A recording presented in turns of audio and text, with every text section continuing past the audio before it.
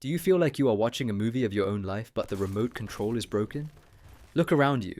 Everyone else seems to be living in high definition. They laugh at jokes, they scream at traffic, they cry over movies, they are vibrant, they are loud. But you feel muted. It's not sadness. Sadness is heavy. Sadness has a texture. This is different. This is a smooth, grey, concrete wall between you and the world. You wake up, you go to work, you eat, you scroll through your phone. But it feels like you are performing these actions from behind a thick sheet of glass. You try to reach out, to feel excitement, to feel something, but your fingers just slide against the cold surface. You ask yourself, am I broken? Did my heart just stop working? You see your friends getting excited about a promotion, or a relationship, or a trip, and you have to fake your smile. You put on a mask made of plastic just to fit in. But underneath that mask, there is a terrifying silence. A void. If you feel like a ghost haunting your own house, stay with me. You are not crazy, and you are not alone. Society looks at you and sees laziness. Your parents might see arrogance. You might look in the mirror and see a failure. But let's look at the wiring under the hood. Neuroscience tells us a different story. Your brain is not broken, it is protecting you. Think of your nervous system as a house with an electrical grid. For years, perhaps, you have been dealing with high voltage, stress, trauma, anxiety, overthinking. The current was too strong. The wires were getting hot. The insulation was melting. So, what does a smart system do before it burns the house down? It trips the circuit breaker. That indifference you feel? That is not a defect. That is a safety fuse. Your brain realized that caring was costing you too much energy. Caring was painful. Caring was dangerous. So it pulled the lever. Click. Lights out. This is a biological state called the freeze response or functional freeze. It is an evolutionary shield.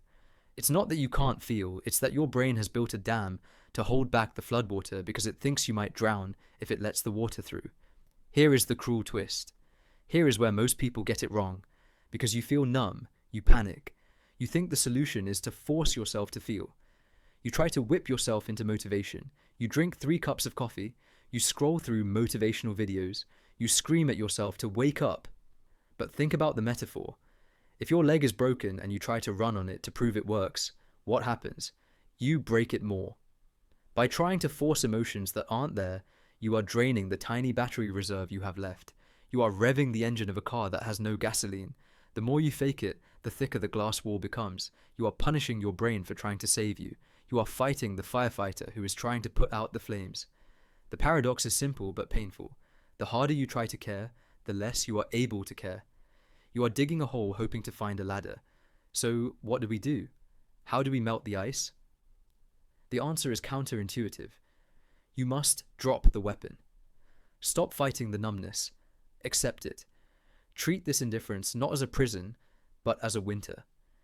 In nature, trees do not bloom all year round. If a tree tried to force flowers in the middle of a snowstorm, it would die. It drops its leaves. It pours its energy into the roots. It goes dormant. To the outside world, the tree looks dead. It looks like a stick in the mud. But deep underground, the roots are drinking. The roots are healing. Your indifference is your winter. It is a mandatory rest period. Instead of asking, why don't I care? Start saying, I am currently in power-saving mode. Use this time. If you don't care about anything, that means you are also free from the judgment of others. You are free from the rat race. Use this shield of indifference to rest deeply. Do nothing. Stare at the wall. Let the DAM hold the water while you repair the village below. Do not force the spring. Spring comes when the roots are ready, not when you scream at them.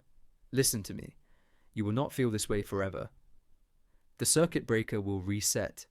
One day, you will walk down the street and you will smell rain on the pavement.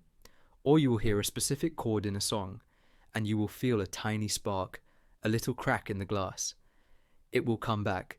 Your emotions are not dead. They are just waiting for safety. Until then, be kind to yourself in the dark. You are healing.